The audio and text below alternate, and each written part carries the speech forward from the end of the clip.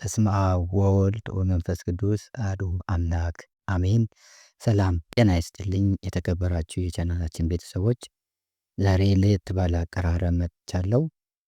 እናንተ በኮሜንት የጻፋችሁልኝን አሳሳቢና አስገራሚ ህልሞች ስክሪን ላይ እያነበብኩ በመንፈሳዊ ወይም በኢትዮጵያ ኦርቶዶክስ አስተምሮ የህልም አፈታት መሰረት የምፈታላችሁ ይሆናል። ዛሬ የምናያቸው 4 ህልሞች ይሆናሉ። አራቱንም በርዕስ ከፋፍያቸዋለሁ። አንዱ ከበረከት፣ ሌላኛው ከስደት፣ ሶስተኛው ከትዳር ውጊያ ጋር መናፍስት ውጊያ ማለት ነው እና ከመናፍስት ጦርነት ጋር የተያያዙ ናቸው። ቪዲዮ እንደተለቀቀ በመጀመሪያው 1 ሰዓት ኮሜንት ለምታደርጉ ተመልካቾች በቀጣይ ቪዲዮ ቅድሚያ ስለምሰጥ አሁኑ ህልማችሁን መጻፍ አትርሱ። የመጀመሪያው ህልም በህልሜ ፍቅረኛዬ የሚያምር ፀጉሬን የሚያሳምር መስሎ እየነካካ እየዳበሰ ማለት ነው። ፀጉሬን ይቆርጥብኛል፣ እየዳበሰ መስሎ ይቆርጥብኛል። ስዳብሰው የባሰ ይረግፋል። ለምን እንዲህ አደረግክ ስለው በኃይል ጭኑ ስር አጥብቆ በመያዝ በደረቴ ከመሬት ጋር በማገናኘት አጥብቆ ይይዘኛል።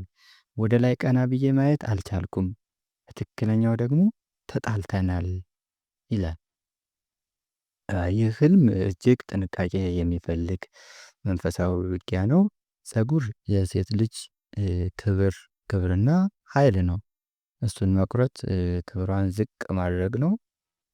ወደ መሬት ተጭኖ መያዙ ደግሞ ቀና ብለሽ ወደ እግዚአብሔር እንዳታይ በተስፋ መቁረጥ ውስጥ እንድትሆኚ የሚያደርግ የጭቆና መንፈስ ወይንም የዲያብሎስ ውጊያ ነው የሚሆነው። የዲያብሎስ ውጊያ ነው። ወደ እግዚአብሔር እንዳትጸልይ እንዳትሰግጂ የሚያደርግ ነው ማለት ነው። ይህ መናፍስት ውጊያ ነው። በሱ ተመስሎ መጣ እንጂ ወይም ከሱ የመጣ መንፈስ ሊሆን ይችላል ማለት ነው። መፍትሄው በጸሎት መትጋት፣ ያንቺን ሰላም የሚነጥቅ ግንኙነት፣ ሰላምሽን የሚያሳጣ መንፈሳዊ ህይወትሽ የሚያረቅ ግንኙነት በቁም ነገር መመርመር ይጠበቅብሻል ማለት ነው። ሁለተኛው 3 ሆነን ቆመን መምህር ግርማ ከፊት የቆመው በእጃቸው እየጠቆሙ ከኋላሽ ናት ሲሉኝ ዞሬ አነኳት፣ ግን አትታይም፣ እንደ መንፈስ ናት። ከዛ በጉልበቴ ተንበረከኩ፣ ወረወርኳት። ስነቃ ያነኩበት እጄ በጣም ዝሏል፣ ከባድ ዕቃ እንደያዘ ከብዶኛል ይላል።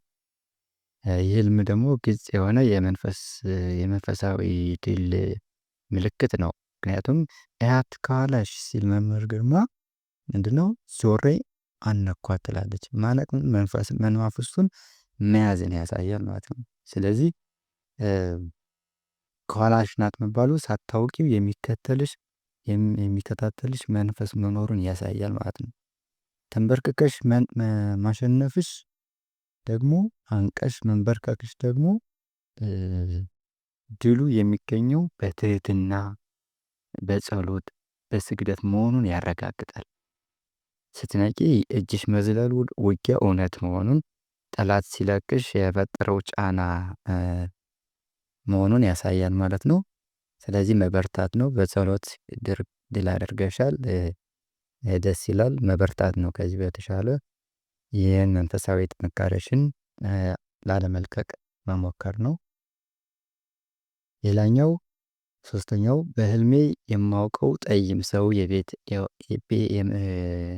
የጠይም ቤት ይመስለኛል የሆነ እቃ አስቀምጬ የማውቀው ጠይም ሰው ቤት የሆነ እቃ አስቀምጬ ከዛ በኋላ ቤቱ ሄጄ እቃውን ስጠኝ ስለው ልጆቹ ሳይነኩት በጥንቃቄ ካስቀመጥኩበት አውጥቶ ሰጠኝ።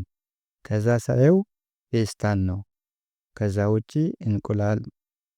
ከዛ ውስጥ እንቁላል አለው። ከቤቱ ወጥቼ ሲሄድ ሚስቴንና ጓደኛዋን ፊት ለፊት አየኋቸውና ለጓደኛዋ 2 እንቁላል ሰጣታለሁ እያልኩኝ ወደ እነሱ ሄድኩ። እንቁላሉ እንዳይሰበር ግን እየተጠነቀቅኩ ነበር ይላል። ይህ ህልም እጅግ መልካም የሆነ የምስራች ነው። በአደራ የተቀመጠው እቃ ሳይበላሽ መቆየቱ ፈጣሪ ያንተ የሆነውን በረከት ጠብቆልሃል ማለት ነው። እንቁላል ደግሞ አዲስ ተስፋ እና ፍሬ ነው። ከጊዜ በኋላ ጊዜውን ጠብቆ የሚፈለፈል ነው እንቁላል። ስለዚህ ጊዜውን ጠብቆ የሚመጣ አዲስ ተስፋ፣ አዲስ በረከት አለ ማለት ነው። ያገኘውን በረከት ለሌሎች ለማካፈል እንቁላሉን ለጓደኛ 2 እንቁላል ለጓደኛዋ በመስጠት ማሰብህ ከምታገኘው በረከት ሌሎች ለማካፈል መነሳሳትን፣ የመልካም ሰውነት መገለጫን፣ ቸርነትን ያሳያል ማለት ነው እና ጥሩ ህልም ነው። ትልቁ መልእክት ግን መጠንቀቅህ ላይ ነው።